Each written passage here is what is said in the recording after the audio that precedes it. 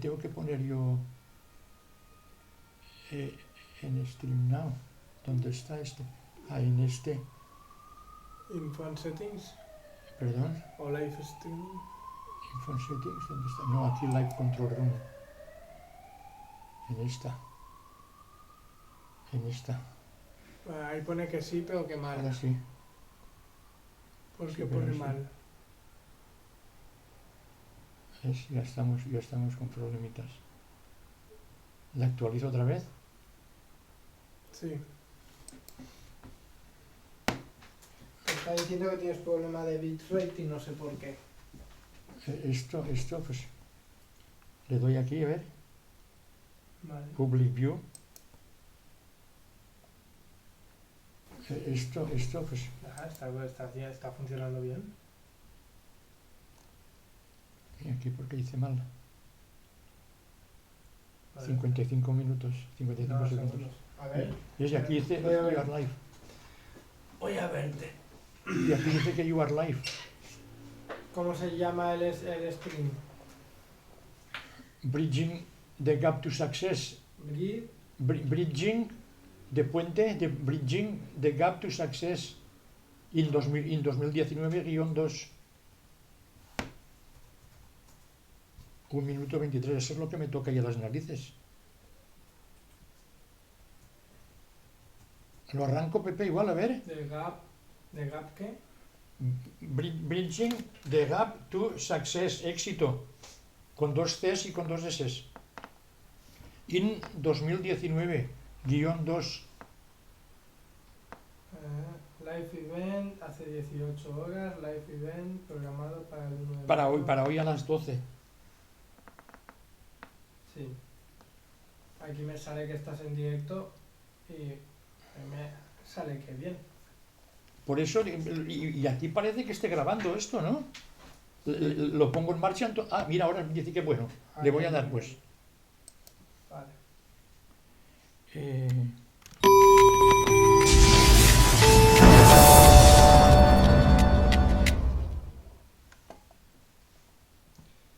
Bridging the Gap. Boost your confidence by unleashing the power of belief. Narrated by John Hawkes. Yo estoy oyendo lo Introduction. Hello and welcome to our short beginner's guide on boosting your confidence by unleashing the power of belief. To believe is to achieve. How many times have you heard that saying? While it may make sense intellectually to most people, living out this saying is another thing altogether. ¿Qué me escuchas? You know it and I know it. There are many things we know should work in our lives, but in reality they don't. ¿Me escuchas? They don't even stand a prayer.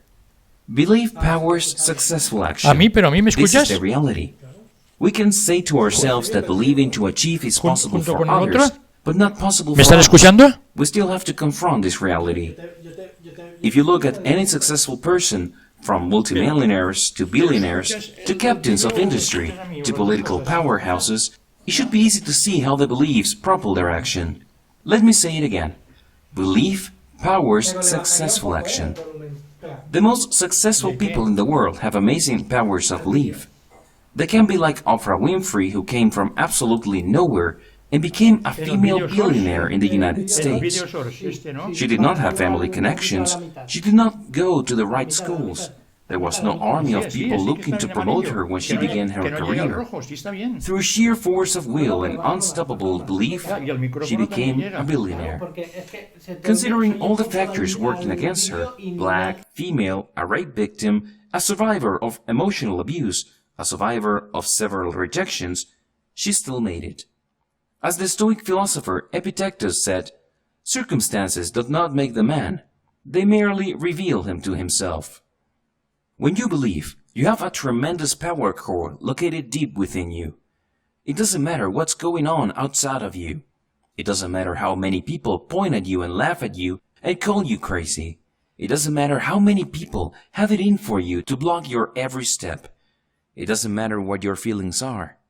Regardless of how much access you have to resources, it really doesn't matter. What matters is that you have this store of power locked within you that you can access at any time. This is the secret most successful people have. They are able to tap into the amazing powers of belief. They believe in themselves, their cause, their projects so much that their belief translates to action. Even better, when they meet obstacles and setbacks like everyone else, it doesn't faze them because they believe in what they are doing and what they are trying to accomplish. Their power of belief is so strong that it produces an infectious confidence that people around them simply can't ignore or fight off. Have you ever noticed that successful people tend to reach the highest levels of power and financial wealth because they are able to inspire people around them? That's how unstoppable their confidence is. It's not just for them. They don't just lock it away or keep it to themselves. Instead, it spreads far from the initial circle of influence. Indeed, successful leaders like Steve Jobs, Bill Gates, and others are able to do massive things in life because they inspire others around them to share their belief and be empowered by the confidence this belief produces. The good news? If they can do it, you can too. This book steps you through the following process. Identify your beliefs, highlight positive and empowering beliefs, reform and eliminate limiting beliefs, live out your belief, create positive confidence feedback loops, and infect others with your sense of possibility and positivity. Are you ready to begin? Let's dive in. Chapter 1. Identify your beliefs. I know you're struggling. If you're reading this book, you probably feel that you're just plodding through life. You might even think that one day is as meaningless and insignificant as the day that preceded. Believe me, we've all been through what you're going through. In fact, you are not alone in your current situation because there are millions upon millions of people who are in the same situation as you. They feel stuck. They feel that the best things in life has slipped through their fingers and they are struggling with whatever is left. They have all sorts of self-defeating beliefs as to why they cannot achieve great things in life. They feel they're too poor, they don't have enough money, or they don't have enough connections. In other words, they give themselves excuse after excuse as to why they remain frustrated. What if I told you that these are all illusions? What if I told you that they emanate from the things you choose to believe about yourself? You have to understand that there are people who have less money than you, or who have severe physical disabilities, who are able to do amazing things with their life. On the surface, these people have so little to work with, but they are able to rise above. Life may have given them lemons, but they sure know how to make a great pitcher of lemonade. Now here comes the painful question. Why can't you do what they do? It all boils down to beliefs. We all have beliefs. You may be thinking to yourself that there's really no overriding belief governing your life. You may want to think about that for a second. You might want to take a closer look. You see, we all have beliefs. We just might not be conscious of them. They might not be top of mind. Accordingly, we just might not be aware of their impact on our lives. But just because we're not aware, it doesn't mean they don't exist nor have an impact. Let me cut straight to the chase. Your life is the product of your beliefs. If you want to change your life, if you want to be a winner instead of a loser, if you want to be a victor instead of a victim, change your beliefs. It doesn't get any simpler than this, but it's also very difficult because we are creatures of habit. It's easier to stick with the devil you know than to take a leap of faith into the great unknown. But the bottom line will not go away. If you are frustrated in any aspect of your life, they are linked to your beliefs. This is a straight link. This is a direct cause and effect relationship. How does belief operate in your life? If you're wondering why belief is so important in your efforts at transforming your life, let me step you through the process. Look around you. Notice that there are all sorts of stimuli in the outside world that you can see, hear, taste, smell, and touch. These are our five senses and, believe it or not, these stimuli are neutral. Every single second, the world is sending us all sorts of stimuli. We're just bombarded with these signals every single moment. Now, what makes them positive or negative boils down to our beliefs. Our beliefs are like filters, and when we perceive a stimuli, whether it's something that somebody said, something that we saw, or maybe something that we heard, we interpret these things, and these interpretations are never emotionally neutral. We either feel empowered or feel discouraged and diminished and small. These emotional states that we find ourselves in, by some accident, push us to certain physical actions and decisions. Let me be clear, the world doesn't care about your feelings. Seriously, how you feel, your intentions, motivations, and everything else going inside your head mean absolutely nothing to the world. But do you know what people sit up and pay attention to? They pay attention to the actions you take. Your decisions matter. And I hope you can see the connection between the stimuli and your beliefs and your physical actions. If you're struggling to achieve happiness, fulfillment, contentment, and other forms of success in your life, it's due to the fact that you're using the wrong beliefs as filters. You're feeling stuck, frustrated, small, powerless, and not in control precisely because you're using the wrong filters. Let me be clear. The reason why you refuse to take full control of your life is because you are caught in a downward spiral. Again, you may not be aware of it, but its effects on your life and the quality of your decisions are all too real. If you were to consciously change the direction of those spirals in your life, you will be able to achieve more. Here's how it works. When you have a positive belief, the stimuli that you get from the world makes you feel like you have a choice. It makes you feel that you can take control of every single moment of your life and produce a more positive result. When you are able to achieve that positive result, maybe you make somebody smile, maybe you did a good job at work, or maybe you impress people during a job interview, you feel better about yourself. You feel more confident. You then are more likely to take such positive actions in the future. The more you engage in such positive actions, the better you feel about yourself and the less likely you're going to interpret stimuli in a negative way. In other words, you develop an upward spiral. The better you do, the better you feel, which leads to greater confidence and more positive beliefs, which leads to even more positive actions. The reason why you're struggling right now is because you're caught up in the precise opposite of what I just described. You are stuck in a downward spiral. In other words, you do something bad or you perform substandard work, and people give you negative feedback. You then perceive this feedback as a personal judgment. You feel like you're worthless, you're dumb, you're ugly, you're not worthy of people's respect, or any other negative interpretations. This corrodes your confidence and you are less likely to take action.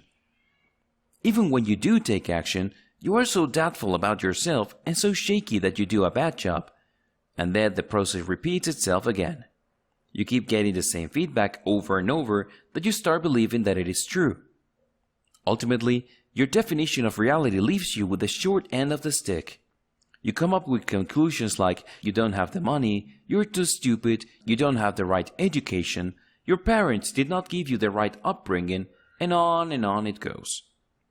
I'm sorry to be the one reporting this to you, but you cannot eat excuses.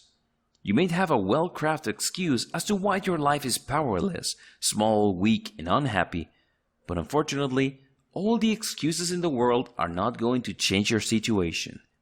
You're just going to keep going down the drain, caught in that downward spiral. And the worst part of all of this is you feel that, at some level or another, you deserve to be there because of the excuses you choose to believe about your situation. Your areas of frustrations are due to the fact that you choose to be in that downward spiral. I know this sounds crazy because who in their right mind would want to be stuck in a downward spiral? But let me tell you, there are many abusive relationships out there. There are many husbands or boyfriends that beat the living crap out of their girlfriends physically and emotionally, but their partners refuse to leave. The same applies to your life. Life may be slapping you around, pulling you by the hair, dragging you down, and you refuse to leave because that is the only reality you know. You feel that you are dirt. You feel that the only thing you are capable of is failure, pain, and disappointment. You start believing that you are small and incapable of the great things in life. But it's all in your head. If you were to change that belief system and adopt new filters, you would be able to reverse the direction of that downward spiral. Chapter 2. Highlight positive and empowering beliefs. Now you may be thinking that you are a complete, irredeemable and total loser. You might be thinking that there is absolutely no positive thing going on in your life. Well, you might want to think again. If you are reading this book and you live in the United States or Western Europe, please understand that a large chunk of the world's population lives on less than $2 a day. Let that sink in for a second. Less than $2 a day for 12 hours worth of work. These people have to feed their families for less than $2 a day. Now you're probably feeling sorry for yourself. You're probably thinking that the world is out to get you and all the best things that life has to offer has been taken. Well, you're more than welcome to think that way, but the reality doesn't match up with your perception because other people have it worse.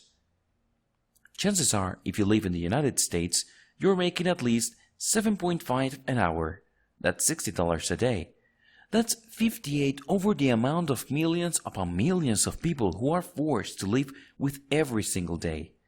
I raise this fact with you because I want you to gain some perspective. I want to open the door for you to look at the things that are going right in your life. Here's another thing to think about. If you are reading this book, chances are you did not get hit by a truck. Chances are the earth did not split open due to an earthquake and you fell into the crack.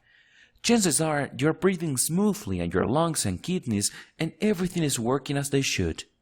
Isn't that something to be thankful for? If you think that this is a small consolation, I want you to wrap your mind around the reality that this very second, there are people getting dialysis in the hospital. There are people waiting in the line to get an organ transplant. Their days are numbered. Every breath they take is painful. Thoughts about death and mortality haunt them every single second. And you choose to feel lousy? You choose to feel lost and oppressed. I'm sorry, but there are tons of blessings around you. In fact, your life is overflowing with blessings. You just refuse to recognize them. I want you to look at the things that are going right in your life. But more specifically, I want you to look at the beliefs that you have about the positive things in your life. For example, you believe that tomorrow you will have a home. You believe that you are a good singer. You believe that you know how to draw cartoons well, or you know how to crack jokes. Whatever it may be, if it's positive, I want you to focus on it. Regardless of how small, trivial, or insignificant it may seem to you, the fact that it's positive means it's worth your attention. Focus on this. Again, my point here is to let you know that you already have empowering beliefs. These are the things going on in your life that provide flickers of possibility. Now, you may think that your life is just a giant fog of negativity, disappointment, and discouragement. Again, you're welcome to think that way. But please do not ignore the things that are going right. You already have this. Everybody has this. Even a person who has only one leg or no limbs has something they can celebrate, and they can tie that to an empowering belief. I need you to take a break from this book and look for the things going right in your life and trace them to an empowering or positive belief. You already have these. The fact that you refuse to see doesn't mean that they do not exist. Let me bring it home. No life is totally devoid of positive or empowering beliefs. All of us have at least one positive belief we have about ourselves. 2 ways to find your empowering beliefs. If you're still having a tough time zeroing in the positive or empowering beliefs you may have, focus on these 2 approaches. First is the most obvious. You are already aware of it. They might not be top of mind. They might not even register all that powerfully, but you know that they are real. You know that you believe in these things. That are positive or empowering beliefs you are aware of. If that doesn't work, or if you feel that it's not applicable to you, try the next step. I've already brushed over this, but let me repeat it again. Find areas of your life you're happy with and trace them to your beliefs. For example, if you have a job, that can be traced to a belief. You believe you're responsible to a certain degree. You believe that you need to show up at that job and you need to show up on time. The fact that you have a job and haven't been fired yet means there are positive beliefs upholding that job. Find those beliefs. Become fully aware of these positive beliefs, regardless of whether you're aware of them or you have to do some mental legwork. Have you spotted them? Good. Highlight them. Now that you're fully aware of your positive beliefs, regardless of how few they may be or regardless how weak they are, I need you to focus on them. Highlight them in your mind. Start picking them apart. What do you believe that makes you feel capable, empowered, or confident? Again, let's take the case of employment. The fact that you have a job can be traced to a positive belief. You believe you are capable of doing the job. You believe that you have what it takes to go through the duties related to that job. These are good enough. You don't necessarily have to have some sort of dramatic, gigantic, glaring positive belief. As long as they are real, you can use them. Pick this apart. What do you believe that makes you feel capable? What do you assume about yourself that gives you the strength to show up to work day after day or take care of somebody in your relationships day after day? When you look at yourself in the mirror, you obviously don't recoil in disgust. It's not like you look at yourself in the mirror and you start throwing up. There is some sort of belief there. Find that flicker of possibility. Be honest with yourself and look for the things that you are confident about. Now, the next step is going to take a little work, admittedly, but it needs to be done. I need you to focus on these beliefs and start feeling good about them. Seriously. Start feeling good about the fact that you believe that you should show up at work on time. Start feeling good about the fact that you believe in yourself enough to do a decent job. At least it's decent enough not to get fired, right? Feel good about this. Again, we're not talking about scale. We're not talking about something overly dramatic or huge. As long as they are real and they are positive, feel good about them. Become fully aware of these beliefs about yourself. Emphasize your positive beliefs. Now that you have found positive beliefs in your life and you have mentally highlighted them so their details are clear, you need to make one final step. The next step is to emphasize them. Make them top of mind. In fact, make it a point to say things about them. For example, when you show up at work, say to yourself, I do a great job. I know what I'm doing. I am skilled and experienced person. I am worthy. When you are thinking about your beliefs about your relationships, tell yourself, I am worth loving. I am worth respecting, and I give people respect. I make people feel good, and they make me feel good. Whatever the situation may be, focus on the belief and the positivity it contains and turn them into affirmations. The great thing about affirmations is that you verbalize things what you are thinking. This enables you to keep them top of mind and to emotionally and mentally focus on them. When you emotionally tune in to these realities, you are able to tap into the power of that belief. There's less mental and emotional pollution between the filter of belief that you choose and the stimuli of your outside world. This leads to a clearer cause and effect connection between what you perceive, what you choose to believe, and how you feel and, ultimately, your actions. By being as clear as possible about the connection between how you filter your reality and how you actually live your life, you can start choosing to live the life of a victor instead of a victim or a bystander. Let me be clear. There are two types of people in this world. There are those who make things happen regardless of what other people say and regardless of what others are feeling about them, and those who constantly ask themselves and everyone else who cares to listen, what happened with my life? I think I know which person you'd rather be. Chapter 3. Reform and Eliminate Limiting Beliefs. It's one thing to focus on and fine-tune positive beliefs, but let me be honest with you. This can only take you so far.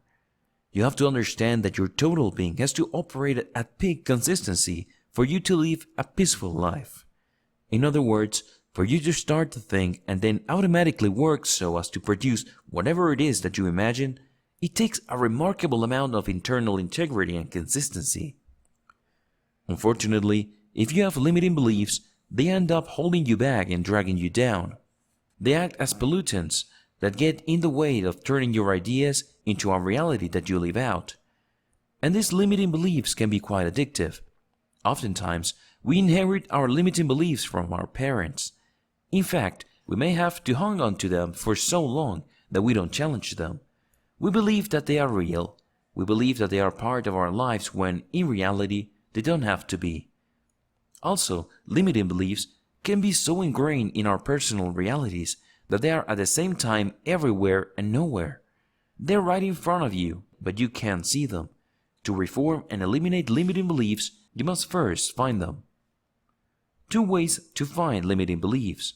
There are 2 ways to identify limiting beliefs. First, you are already aware of them. Regardless of how faint your impressions may be, you already have an idea that certain things that you choose to believe about yourself are not all that good. Congratulations if you have this. Even if you have a hunch, you are definitely in a better place than others who are completely clueless. The other way to find this is to find areas of your life that you're unhappy with. Trace them to your beliefs. Do you think you're ugly? Do you think you're dumb? Do you think you're broke and incapable of earning money? Do you think you're always dependent on others who are stronger or more influential than you? These are negative things, but they are not reality. Instead, what gives them the semblance of reality are the beliefs that they are founded on. Start with areas of your life that you're unhappy or frustrated with, and trace these to certain beliefs. Regardless of how you do it, become fully aware of your negative beliefs. I know this might seem embarrassing. You probably don't want to go through this because, hey, nobody wants to feel small. Nobody wants to admit that they are wrong or they're engaged in something negative. But if you want to live a happier life, you need to get your ego out of the way. This is not a slam on you. This doesn't make you a bad person. This doesn't make you a defective person. Everybody suffers from this. But if you want to live a life of victory, you need to overcome by being a little bit more humble and admitting to yourself that you subscribe to certain negative beliefs that hold you down. Understand your negative beliefs. To truly understand your negative beliefs so you can start working to undermine them and achieve greater control over your life, you need to commit to a 4-step process. You have to be both systematic and methodical about this because if you choose to attempt this based on your feelings, chances are you probably will fail. Chances are you probably would rather take the path of least resistance or simply give up. Again, it all boils down to ego. Most people don't like to admit they're wrong. Most people definitely feel uneasy and uncomfortable when they realize that there's something wrong with them. Finally, what makes this really difficult is that you no longer have the luxury of indulging in excuses. The great thing about excuses is that they numb us from painful realizations. If you're poor, struggling, not too bright, not too attractive, or whatever else you're suffering from, it's because you choose to be that way. I know, that's an unwelcome conclusion, but that's reality. And when you go through this 4-step process, you realize the power of your choice. It can be quite disconcerting and troubling to a lot of people because we like to believe that our reality chose us, not the other way around.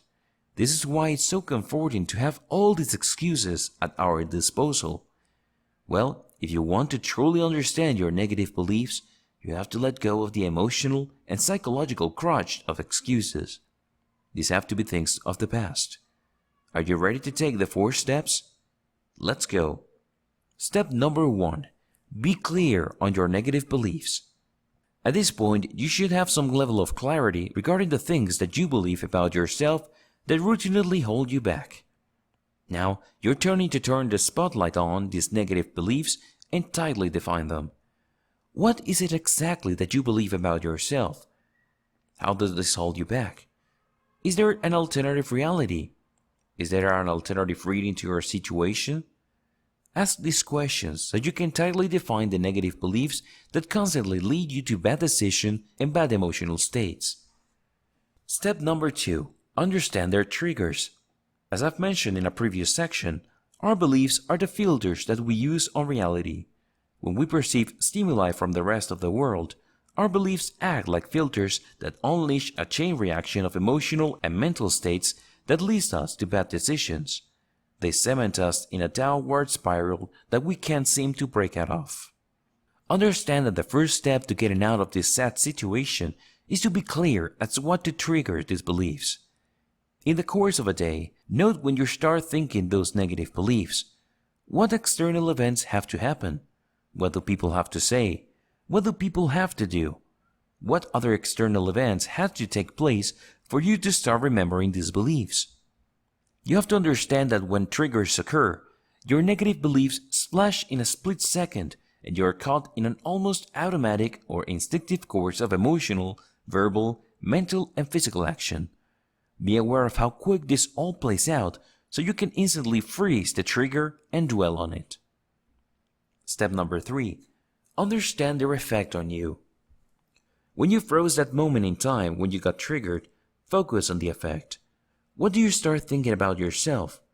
What do you start thinking about your ability to perform, your capability, your skill set, as well as certain truth about who you are, about who you think you are? When you perceive that trigger, do you start, for example, thinking that you're too stupid to understand, or you don't have the money, or you are not worthy? Again, these flash into your mind in a split second. You have to really freeze these and slow them down. Now you may be thinking that these are just statements that flash into your mind. They're not. They do have an effect on you. They program you to perform and feel a certain way, and ultimately, they depress your confidence levels. Keep going back to the trigger and focus, in slow motion, on the effect it has on you. Keep tossing this around in your mind until you see the clear connection. If you're frustrated with any part of your life, believe me, this is happening. It takes place over and over again, and the result is your life. Step number 4. Get a sense of urgency about conquering these beliefs. Now that you have gone through steps 2 and 3 enough times, it should be clear to you that your negative beliefs' effects should be clear enough to you. Once you see the connection between the things you choose to believe about yourself and their triggers, as well as the results they produce, now is the time to take action. You have to allow yourself to get a sense of urgency about conquering these beliefs. Be clear that you need to change. Be clear that you need to break out of this negative downward spiral. However, that sense of clarity must rise to the level of emotional urgency. Make no mistake about it. All of us are capable of intellectual realizations, but these are not going to change your life. You can come up with all sorts of amazing insights, but until and unless you feel so pumped up about making certain changes based on these realizations, your life is not going to get any better. Focus on getting a sense of urgency about conquering these negative beliefs that hold you back and drag you down. Conquer negative beliefs. Now comes the good stuff. In the previous steps, you have become clear as to certain beliefs that hold you back and prevent you from operating at peak performance levels. In this section, I'm going to step you through the process of getting out from under these negative beliefs. Remember, your life is a product of your beliefs. Change your beliefs and you change your life. I know that sounds so easy, but what it makes it so hard is the fact that people do not use a systematic and methodical way of undermining their negative beliefs. Instead, they go with their feelings. They just jump at the opportunity and they end up failing again and again. If you want to conquer your negative beliefs and start living a life of possibility and victory, you need to follow the steps I'm going to share with you below. Stick to them. Follow them to the letter. Step number 1. Trace negative beliefs to memories or past situations. Let's get one thing clear here. People will not believe certain things about themselves if they cannot trace it to some sort of memory or some sort of past situation. It's not like somebody just told you that you're stupid or you're weak and incapable. It's not like somebody told you that you're going to die poor and powerless. These conclusions must have come from somewhere. That somewhere is traced to a series of events or certain memories. Your job with step number 1 is quite simple. Find those memories. Find those situations. Now understand that there is such a thing as a false memory. These are events that we choose to believe happened when, in reality, they did not happen as we remember them. How do we know and how do we deal with this? Check out step number 2. Step number 2. Are the facts behind your memories complete? This is the most basic question you need to ask yourself, because if you believe that you are afraid of taking a risk because you got burned before, maybe the facts behind your recollection are incomplete. Maybe you jumped to the wrong conclusions. Maybe you assumed that certain things were there when they were not there. You need to believe that you jumped to the wrong conclusion. Look for a missing piece. Look for a fact that you assumed was there, but it turns out that it wasn't there at all. You need to zero in on this fact to diffuse the power of your negative belief. For example, when you were growing up, your father may have called you an idiot once, but you hung on to this negative memory and assumed that you always thought that you were stupid, dumb, and will not amount to much. Now, think back to the time when he called you an idiot. Was he talking about you, or he was saying something instinctively? Was he reacting? Do you see how it works? It turns out, oftentimes, that people who loved you would say certain things out of place and out of character. In fact, you may have even jumped to the wrong conclusion because they may have been referring to something else. Whatever the case may be, believe this to diffuse and dilute your negative belief. Stop assuming that certain things are present when, in reality, they may have been missing. For example, if you were in a junior high school and this very pretty blonde girl that you've always liked turned around and, in your general direction, said you're ugly or called you an ape, you may have carried this negative belief with you for the rest of your life. You may even have suffered from low self-esteem because of this. What if it turned out that she wasn't referring to you, but the guy behind you, or she was referring to something else? In other words, you jumped to the wrong conclusion. You did not realize that you were missing facts in that memory. You have to examine the factual basis of your negative beliefs and ask yourself whether you've jumped to the wrong conclusions. Are you imagining things that were not there? Again, you have to believe this to diffuse or dilute your negative belief. Step number 3. If the facts are complete, did you exaggerate them? Let's assume that your father did call you an idiot and he was referring to you. Now ask yourself, are you exaggerating things? Are you blowing things out of proportion? Was it really as bad as you imagined? Now, it's one thing for your dad to say, you're an idiot. The same he would call his friends or even himself an idiot or stupid if he or somebody else made a mistake. Now, does this mean that he thinks you're not going to amount to anything? Does this mean that he thinks that you're borderline retarded? Because you have to understand that these two lines of logic are very different from each other. People do say things that they shouldn't say. It is true that when you're around children, you have to be very careful on what you say because it's like riding on wet cement.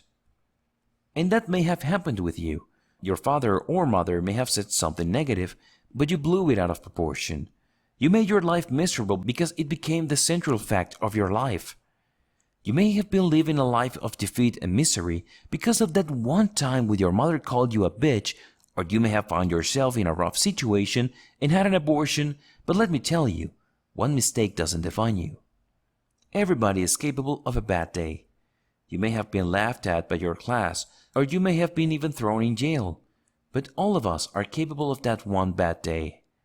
Does it really make sense to define your life based on that one bad day? This fact happened, but it's up to us whether you're going to exaggerate them and blow them out of proportion, because the more we do this, the worse that memory becomes. The emotional cascade that it triggers gets worse and worse every time. Stop exaggerating your failings in life because, believe me, all of us have failings. If you're really honest with yourself, those bad memories are not really as bad as you imagine them to be. You have to believe all of this so as to diffuse and dilute your negative belief.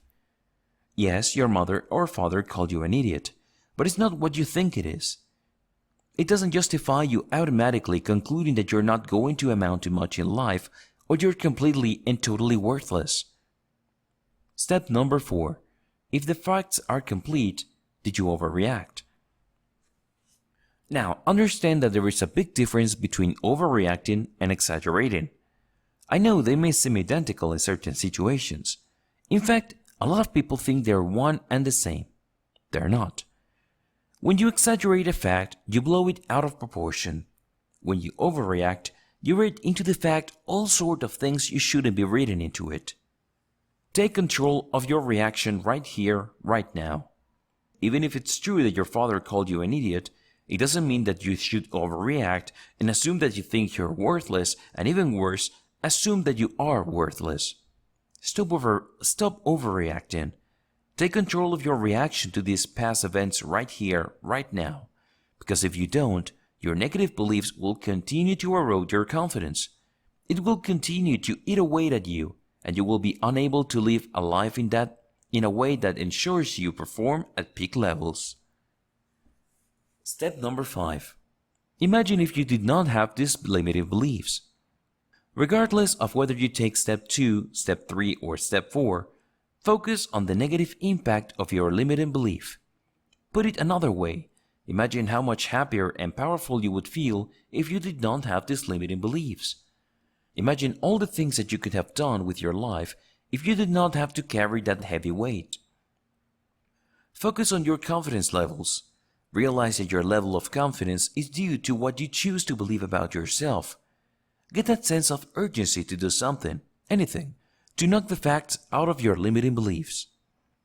You have to remember, these limiting beliefs get their power from the fact that you think they are real. You think that they are reality. When you operate with a heightened sense of urgency, you will find a way to start picking at them. If you can't knock them out by going through the front door, you can try the side door. If that doesn't work, go through the roof or the back. You can dig a tunnel. Whatever it is, do not give up, because with sustained effort, you will be able to pick apart these facts and come up with a view that enables you to neutralize the power of your negative beliefs. Now, this doesn't mean that you're going to pretend that this did not happen. I'm not talking about self-delusion here.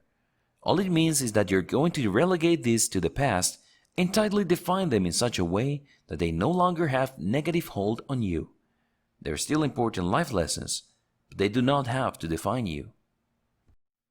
Chapter 4. Measure your success to boost your motivation. Remember, what you focus on grows. That's right. Where you focus goes, energy flows. I don't want to sound lyrical, but these two statements are absolutely correct.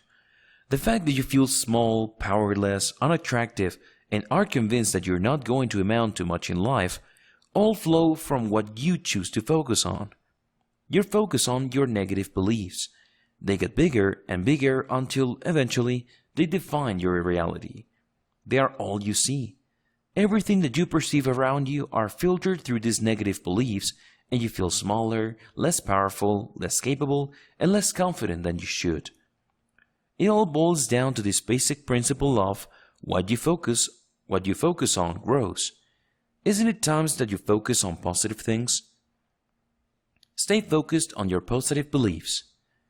In Chapter 2, I helped you identify the positive things happening in your life. I also help you trace these positive things to positive beliefs you have about yourself. Stay focused on these. What do they say about you? What do they say about your values, about your priorities and your character? Ultimately, what do they say about your purpose? Again, this may feel like they're small and almost insignificant. I really can't blame you for thinking this way because you haven't been focusing on them. They haven't had the opportunity to grow and become top of mind, but they're still there. Now is your chance to focus on them so they get bigger and bigger. Kick around the questions I raised above. Keep asking them to yourself until the answers become clear. Use your positive beliefs as your personal North Star.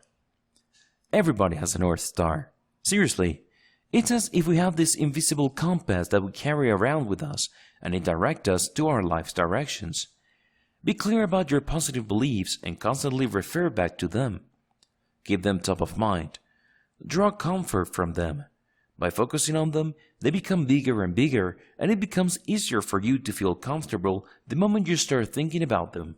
Eventually, you will reach the point where you will be able to draw energy from them. You might think that you're a good singer. A lot of your friends might say that you have a great voice. That's good enough. Stop belittling yourself by saying, "What does my singing voice have to do with me being a good employee or a good leader or a good public speaker?" The fact that you believe enough positive things about yourself to be a good singer is good enough. You are worthy. You are capable. Now isn't the time to focus so much on that positive belief that it spreads to all areas of your life. This is how you draw energy from your positive belief. This is how you turn it into your North Star. Acknowledge the fact that your positive beliefs produce results. No matter how small your positive beliefs may be, and no matter how seemingly insignificant and meaningless they may appear to you, they do have positive results. Going back to the singing example, when you sing a nice song and your friends smile at you and give you fist bump or pat you in the back, feel good about that. Feel good that it produced a positive result. You may be in a small space, there might not be too many people around, but the fact that you were able to make something positive happen is enough for you to feel good. You perform well in that specific situation. You can choose to perform well now. You performed well in the past. You can start to perform well now. If this is clear to you, one key realization should sink in. It should become loud and clear to you that you are able to positively impact your reality. People send you positive feedback. Again, it doesn't matter what the activity is. The fact that you're able to produce something positive is enough. Focus on the positive beliefs that enable you to do that. Grow them. Draw comfort from them. Get them to pump you with their energy. Chapter 5. Learn when to scale up. I don't want to be a downer here, but let me tell you, all the intellectual and even emotional realizations in the world are not going to change your life unless you turn them into a habit. Until and unless you plug them into some sort of self-sustaining process, you're probably going to end up where you began. The key to higher levels of sustainable self-confidence involves plugging in the beliefs that underlie this confidence into some sort of feedback loop. Here's how I do it. Look back to some sort of great performance you did in the past. Maybe you sang well, maybe you showed up on time at the job, or maybe you produced such awesome work that your boss complimented you. Find something that you can objectively say was a great performance. Trace it to a positive belief. This should be fairly easy after you've done Chapter 4. Got it? Good. Now realize how confident you felt when that happened. I want you to look back or remember that great performance so you can feel confident now. The logic here is that if you were able to perform things in the past that had such a positive impact, there is really nothing holding you back from doing the same thing now. If that's the case, you can think back to past great performances to feel good now. If you were able to do it back then, can you do it now? So draw that heightened level of confidence. Are you there? Good. So you're feeling pumped up. You're feeling that you're able to do a good job. You're feeling that things are possible. You're feeling that something positive is going to come about from all what you're about to do. The next step is to do it. That's right. Just do it. Achieve something based on the high confidence level you're feeling. Again, this can apply across the board. It can be you doing a project at work, it could be talking to a member of the opposite sex, or it could be you closing a sale. Whatever the case may be, you've achieved great performance in the past, and you can draw confidence from that. Apply that increased level of confidence to the present action. If you're really pumped and all your pistons are firing, you should be able to achieve something right here, right now. When you achieve something positive because of the great confidence that you feel, you start creating a mental association between peak performance levels and your ability to trigger that confidence. How you were able to get that surge of possibility and positivity? By remembering the past. Keep doing this and you start creating a close mental association between performing well and feeling really good. Accordingly, when you just think back to performing well in the past, this is enough to feel confident in the here and now, which enables you to perform well again and again. This is the key to confidence on demand. If I haven't been clear before, let me do it now. The key to unstoppable confidence is that it must come from within you. You have to trigger it on demand. You can't wait for people to say the right things. You can't wait to wake up feeling good. You can't assume that you will wake up on the right side of the bed. In other words, you cannot rely on external triggers. When you do that, you're back to square one. You're simply reacting to whatever life throws your way. And that's why you're so miserable. That's why you feel weak, powerless, and incapable. Who wants that? Instead, the system that I'm teaching you all boils down to internal triggers that you call on demand. This is how you're able to feel confident on demand. It's in you. You call the shots. You think about the right images, and this is enough to trigger you to perform well enough to do what's needed to produce the right results. Compare this to how you normally do things. You rely on external triggers like people's feedback, being in the right location, doing things at the right time, or feeling the right feelings, which is usually based on external triggers. I'm telling you, those things may not be available. What happens to you then? Are you going to sit back and wait? You have to have it in you. Trigger that confidence on demand. Take control. Chapter 6. Infect others with your sense of possibility and positivity. Being able to trigger confidence on demand is great and everything, but only your performance will be enhanced. Now, for a lot of people, this is good enough. A lot of people think that it's all about individual achievement, and if they just work hard, they will go far in life. I'm sorry, but that doesn't work that way. Hard work can only take you so far. I know that you've probably heard otherwise, but this is the absolute truth. How many hard workers are out there? Believe it or not, there are a lot more than you care to realize. Hard work is not the issue. People get promoted based on their leadership skills. In other words, how can you inspire others to perform at peak level? You have to make sure that all the things that you have learned from the previous 5 chapters must transcend yourself. I know that's high-faulting talk, but there's really no other way to say it. You have to move past yourself. Your sense of positivity and possibility must project outwards. This is how you will achieve greater success. It's one thing to be excellent individually. It's another to inspire other people to take it up a notch. How does this work? Well, the good news is people are always looking for guidance. You probably have heard the old saying that people are sheep. Well, there's a lot of truth to that. People are always looking for external triggers. Most people are reactive. When you stand from the crowd by being internally powered, you become a ray of sunlight. You're no longer a part of this flock of sheep plodding along, watching the clock and hoping the 8 hours are up. Instead, you're the ray of sunlight. You influence people to rise up to their fullest potential. You become a constant source of optimism.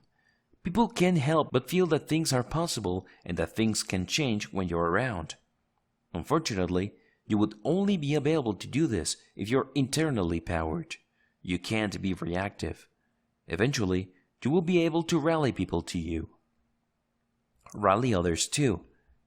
When you are internally powered, you will be able to remain confident even if people are laughing to your face. Even if people are calling you abnormal, crazy, weird, stupid, or are constantly conspiring against you, you still rise above. Why?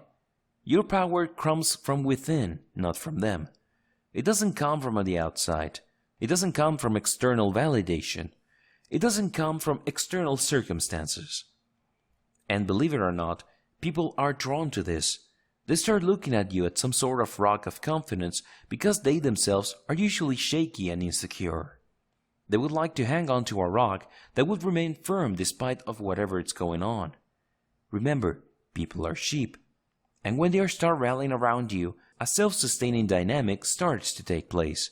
They see that you're confident, so they start slowly becoming more confident as well. When you see this pumps you up, and they get inspired more, and they become even more confident.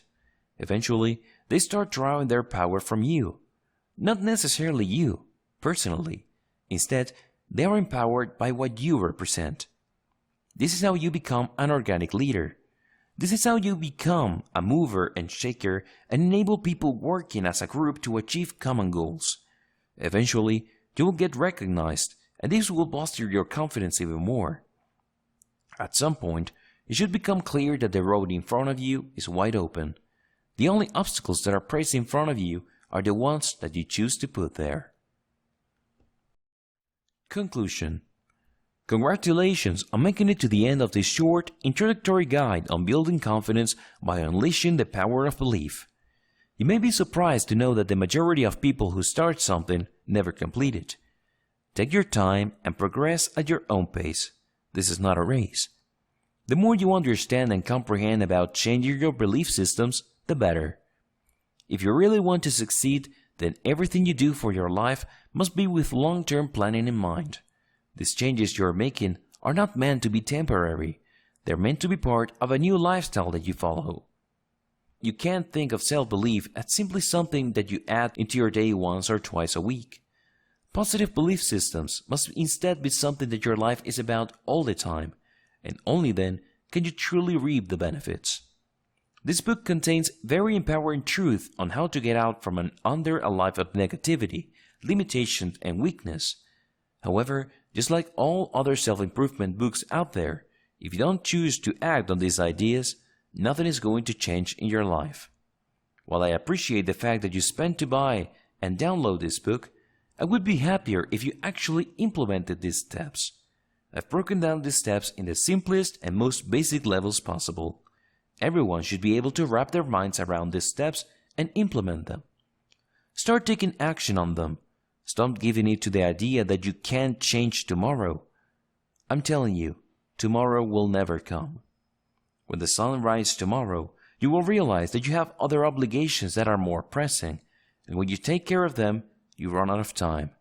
Tomorrow becomes next week becomes next month becomes next year. If you keep doing this enough times, you would quickly realize that tomorrow is your last. Live your best life right here, right now. Nobody can do it for you. Take action on the truth that I share with you here, right now. You will only thank yourself for it later. I wish you nothing but the greatest happiness, success, and joy. This has been Bridging the Gap. Boost your confidence by unleashing the power of belief.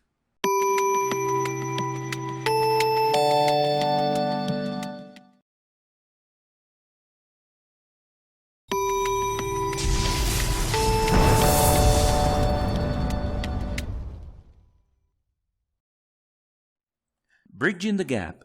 Boost your confidence by unleashing the power of belief. Narrated by John Hawkes. Introduction. Hello and welcome to our short beginner's guide on boosting your confidence by unleashing the power of belief. To believe is to achieve. How many times have you heard that saying? While it may make sense intellectually to most people, living out this saying is another thing altogether. You know it and I know it. There are many things we know should work in our lives, but in reality they don't. They don't even stand a prayer. Belief powers successful action. This is the reality. We can say to ourselves that believing to achieve is possible for others, but not possible for us. We still have to confront this reality. If you look at any successful person, from multimillionaires to billionaires, to captains of industry, to political powerhouses, it should be easy to see how the beliefs propel their action. Let me say it again. Belief powers successful action. The most successful people in the world have amazing powers of belief. They can be like Oprah Winfrey, who came from absolutely nowhere and became a female billionaire in the United States. She did not have family connections. She did not go to the right schools. There was no army of people looking to promote her when she began her career. Through sheer force of will and unstoppable belief, she became a billionaire. Considering all the factors working against her, black, female, a rape victim, a survivor of emotional abuse, a survivor of several rejections, she still made it. As the Stoic philosopher Epictetus said, "Circumstances do not make the man, they merely reveal him to himself." When you believe, you have a tremendous power core located deep within you. It doesn't matter what's going on outside of you. It doesn't matter how many people point at you and laugh at you and call you crazy. It doesn't matter how